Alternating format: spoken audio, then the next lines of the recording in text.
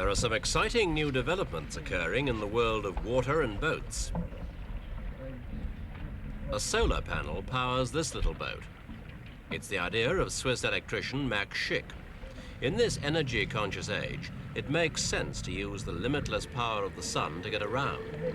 Enough current is generated by the solar cells to propel the craft at 5 or 6 kilometers an hour.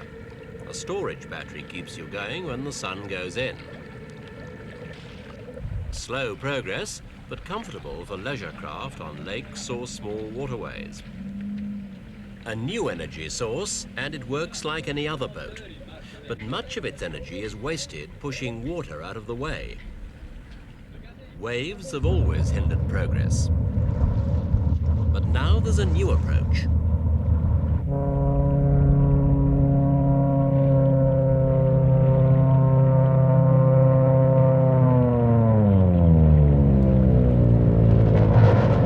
It's not really a boat, and it's not a plane either.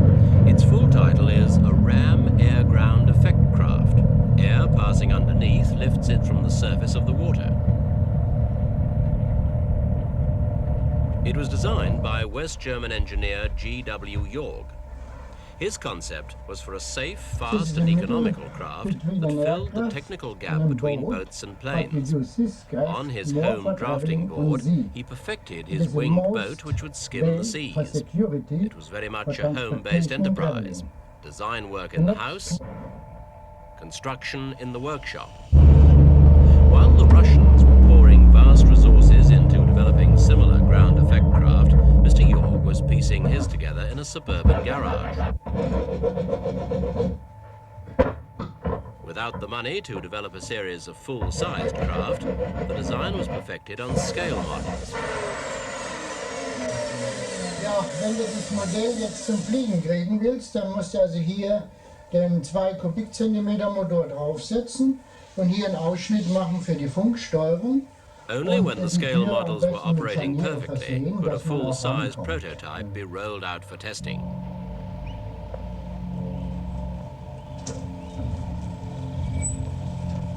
This small two-seater is no more difficult to handle than a sailing dinghy.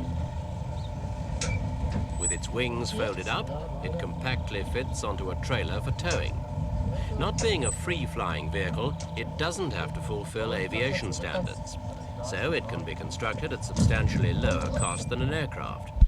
Maintenance costs, too, are closer to those of a boat than a plane. Where boats have lost out to air travel has been in speed. Modern ships still average only about 20 miles an hour. But a ground effect craft like this is capable of matching a car for speed. The designer claims speeds of between 55 and 110 miles an hour. So now we'll be capable of the sustained speeds over water that we're used to on the highways.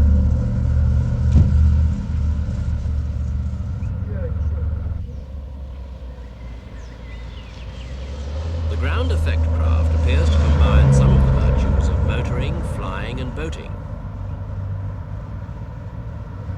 To date, the hovercraft offers one solution to making sea travel more competitive. By lifting itself out of the water, it achieves greater speed. But the mechanics of creating a cushion of air are complex. Also, with engines to provide lift and forward propulsion, the hovercraft needs a lot of fuel.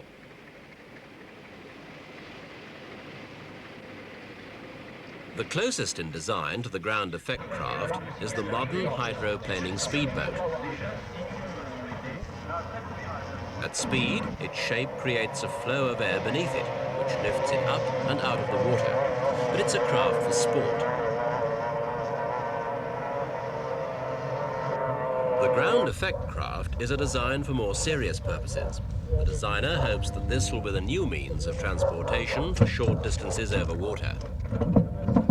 The two wing-like structures on either side of the craft not only give it lift, but also stability. For low maintenance and simple repair, construction is of fiberglass.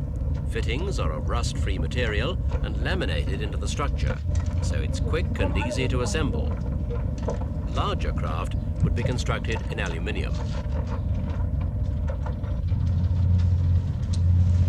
The shape was determined after tests on models in a wind tunnel. The tests not only soared speed in the air, the twin wings act as built-in buoyancy tanks. Despite its raft-like profile, it's claimed to be very stable when at rest in rough sea.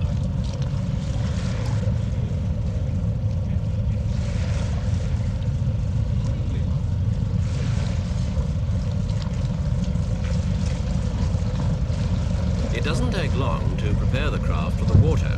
Launching is the same for any other boat, except that its flat shape makes it simpler to slip into the river. Being a stable platform, it's also easy to board and work on.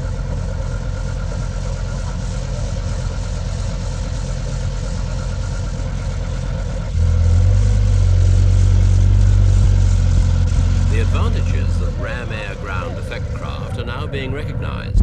Speed is obviously a major attraction, but today another consideration is even more important. This craft is miserly on fuel. It's claimed that it uses 80% less fuel than a boat of similar size. This is the result of pushing through air rather than water.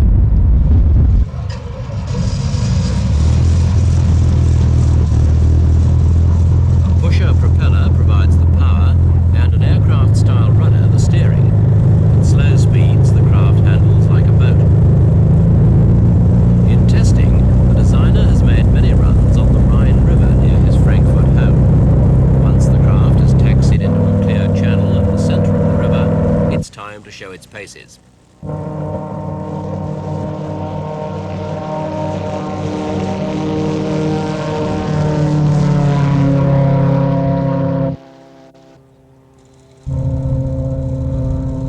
The speed achieved by these craft has led the Russians to examine their military potential.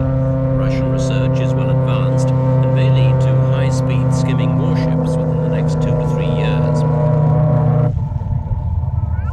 One Russian plan is for a giant craft dubbed the Caspian Sea Monster. It has a span of 40 meters, a length of 91 meters, and a high-speed potential of 300 miles an hour at 30 feet above the sea. Its payload would be similar to that of a jumbo jet.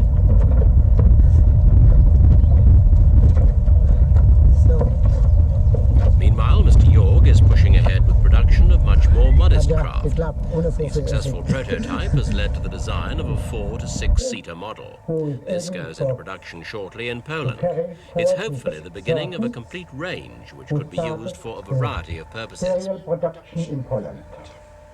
Larger examples like this would skim higher above the waves and be able to tackle more open water. This model is of a 32-seater aluminium craft which would be capable of crossing the Mediterranean Sea.